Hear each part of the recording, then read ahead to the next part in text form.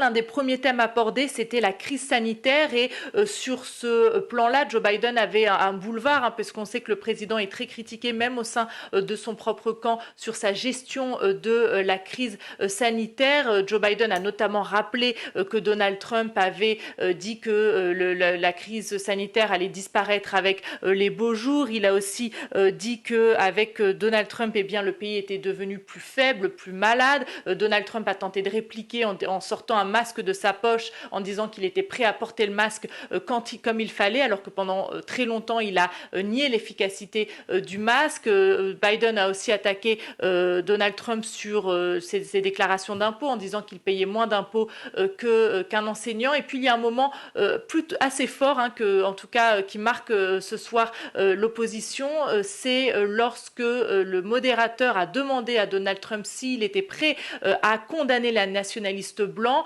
Donald Trump a esquivé la question et il a dit que les problèmes venaient de la gauche. Il a notamment dénoncé les antifas et à propos des Proud Boys, un groupe d'extrémistes de droite, eh bien Donald Trump a dit stand back and stand by, donc en gros tenez bon, et évidemment eh bien les démocrates sont très choqués après ces déclarations. Et puis je vous rappelle que Joe Biden a aussi et surtout décidé de se présenter à l'élection présidentielle après le drame de Charlottesville en 2017, lorsque Donald Trump avait déjà refusé de condamner les nationalistes blancs après qu'une manifestante antiraciste ait été tuée. Et donc c'est sûrement un moment dont on va entendre parler dans les prochains jours.